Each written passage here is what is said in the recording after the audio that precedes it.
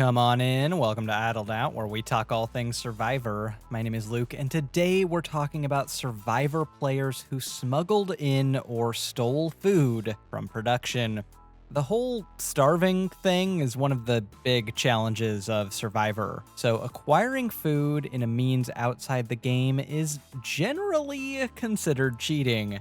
And yet, a few players over the years, ranging from bona fide Survivor legends to the most obscure players imaginable, have managed to do just that. So today, I thought it would be fun to talk about the players who gave themselves a 5-finger discount on some Survivor snacks. And I'll be going over the 5 most famous or infamous instances of players smuggling in or stealing food from production in Survivor history. Remember, these aren't players who stole food from other players.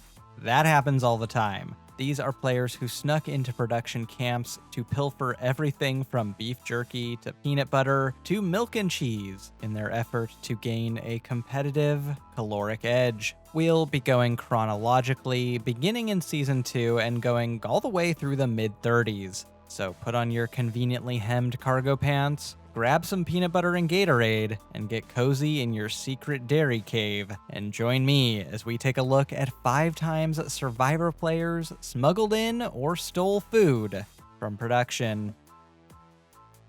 At number 5 is Kell in Survivor Australia, accused of smuggling in beef jerky by sewing it in to the hem of his shorts. Survivors have long tried to smuggle in camp supplies. PG tried to smuggle in a flint toggle sewn into a button on her cardigan in Survivor Cambodia, for example. And in Survivor All-Stars, Hatch tried to smuggle in some matches up his... well, better leave that one to the imagination. But Kell is one of the few players to successfully smuggle in actual food or supplies onto the show. Allegedly. In episode 2 of Survivor Australia, Jerry accuses Kell of sneakily eating beef jerky all alone. For a while, it was unclear to fans at home if Kell was actually eating beef jerky or if this was an early 2000s TV-friendly euphemism for something else, if you catch my drift.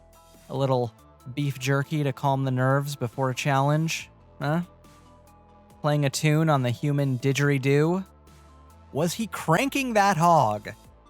Okay, so it turns out it was actually beef jerky, not beef jerky in quotations. And the other players actually searched his bag, which turned up nothing. When they confront Kell, he offers a strange explanation. He was chewing a blade of grass. Look, while I was going up there looking for bait for fishing, you guys were talking about that you thought I was eating beef jerky during that. What I had was a blade of grass and I smushed it up into my jaw and I was chewing on that. I was just chewing grass. I'm just going to put aside the obviousness of his guilt in his voice and body language for the moment and take him at his word. Your excuse is that you were grazing on grass? Like a cow? Yeah, Kell was promptly voted out, which did not go down well with some fans at home. Young, handsome guy, US service member, and editing that framed the whole thing as emerging villainess Jerry as having made the whole thing up. And America was actually on Kell's side, at least for a while. But did he actually have beef jerky? Yes. Many members of both Ogakor and Kucha have said as much over the years, and in a 2005 interview with EW, even Probst himself said he believed Kell had jerky. Quote, "I do think Kell had the beef jerky. Just a gut feeling on what I heard and saw." And in a Reddit AMA, Jeff Varner also confirmed it. Quote, "Kell was totally eating beef jerky. Totally. And here's why I know that. He got caught in front of all of us smuggling beef jerky into customs in Australia. That bitch smuggled beef jerky in the hem of his shorts and got caught eating it. Bottom line, Kell, to the minimal extent he's been in the public eye since, has always maintained his innocence. And in an interview at the time with his alma mater, he says he was falsely accused. Quote, "It's the false accusations that get me. I'll always be answering questions about the beef jerky. 10 years from now, this will follow me. In this country, you're guilty until proven innocent." Actually, Kell, correction, make that 20 years. At number 4 is the mysterious granola bar wrapper in Survivor Amazon. In the early days of Amazon, the women's camp Jabiru find the wrapper of a granola bar in their supplies. This sets off a bona fide witch hunt for the granola smuggler, as most of the Jabiru women are appalled and outraged. And they actually decide to destroy what's left of this mysterious granola bar in the spirit of fairness. Sure. We ultimately burned it in the fire because it was definitely not fair. The guys didn't have one, we should not have had one. Now, Janet actually ends up getting accused of being the granola smuggler in a weird game of telephone. Jean says she saw the granola bar in Janet's bag and tells Joanna as much, who relays that info to Jenna and company. And I'm sorry, but why are we casting so many J names on this tribe? Anyway, Janet ends up taking the fall and going home for this alleged granola smuggling because, she otherwise would have lasted so long. Similar to Kell, Janet has always maintained her innocence over the years, and the thing is, she is innocent. In a Survivor Amazon reunion hosted by Rob Sesternino in 2013, Alex dropped a heretofore untold bombshell. The granola was probably a production plant. I got my pants out of my backpack. Do you know what was in my backpack? Granola bar? Wrapper. I swear to God. And I took it out and I handed it to somebody. I said, this was in my backpack. And then I changed my pants and I swear to God, swear on my life. You swear on your life, Alex? Yeah. I don't know what happened on the women's side, but I swear to God that was in my backpack. Well, Alex, that changes everything. Alex, this is Roger.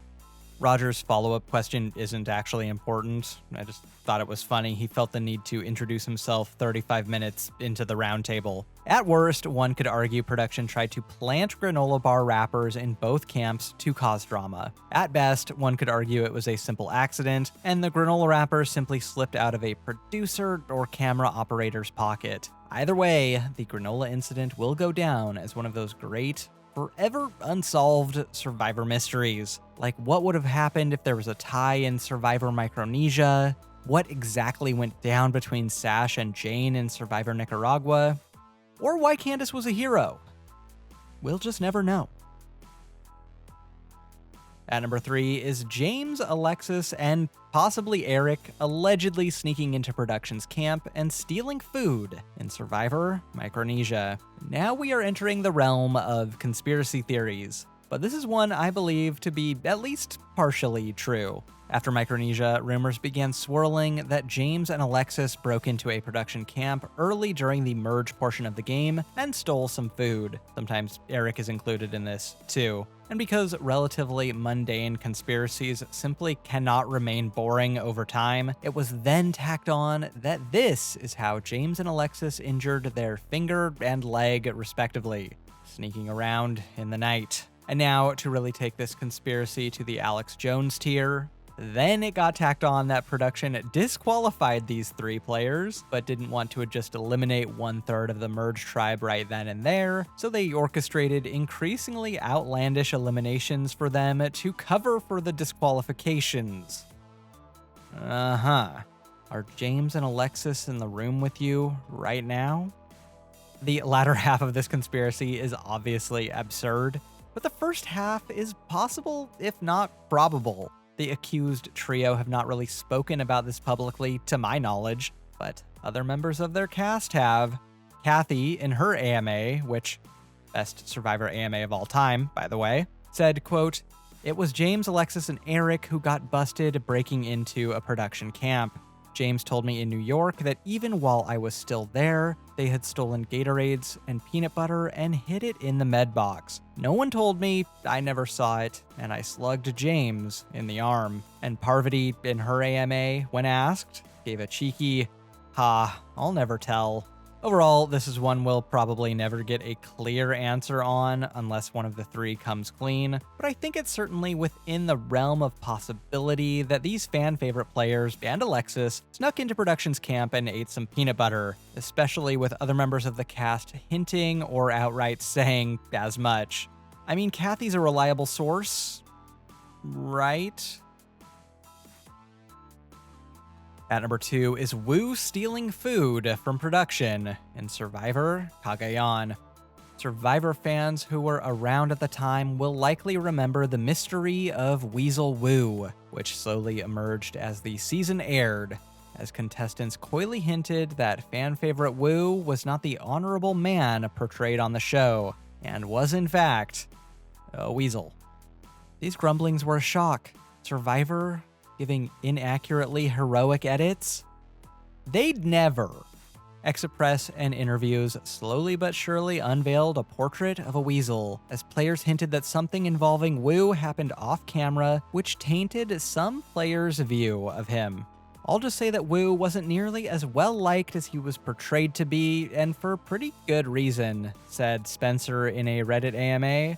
He had done some things at the beginning of the game that led him to be very untrustworthy that they didn't show on camera, explained Trish in a post-game interview. But what things? Fans' brains were running wild, and I've got to give credit to Martin Holmes of Inside Survivor for getting the cast to spill and putting the whole puzzle together back in 2015. But here's what happened. Woo repeatedly stole food from production. To quote Inside Survivor, during one of the worst storms, Woo had allegedly disappeared from camp and managed to sneak into an unoccupied production tent where he was able to drink water and eat snacks, all while keeping completely dry. Not only was this blatantly cheating, but he supposedly didn't even attempt to share any of the loot with his tribe mates. That wasn't all. Woo at one point also drank the entire contents of a camera operator's Camelback. Overall, hardly the worst thing players have ever done on the show, and clearly production didn't view it as that egregious, considering Woo was invited to play again just a few seasons later. But this did likely factor into the shellacking Woo took at Final Tribal Council from the cast, many of whom viewed him as a bona fide cheater for his weaselly ways. Which, in hindsight, makes Spencer's jury stump speech for Tony all the more hilarious. You just witnessed firsthand one of the greatest games of all time from Tony. Woo made one of the dumbest moves of all time at the final 3, and the cast thinks he's a cheater. Is this really necessary?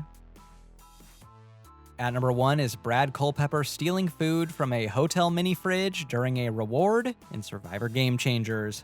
Now, this one comes courtesy of an interview with Brad himself on Max and Corinne's All the Fixins podcast, which has been completely nuked from the internet, but which was like the Survivor equivalent of a gossip magazine. All I can go off of are Reddit posts from the time recapping the interview, and the podcast's own episode description, since the podcast episode can no longer be listened to or downloaded. But basically, per Brad himself, during the Final 10 reward, which was an overnight stay at a resort, Brad snuck into an adjacent hotel room during the night, took a shower, ate some food, and smuggled everything out of the room's mini fridge, mostly milk and cheese, into his bag, the contents of which he then proceeded to hide in a freezing cold cave back at camp, rationing it for the rest of the game.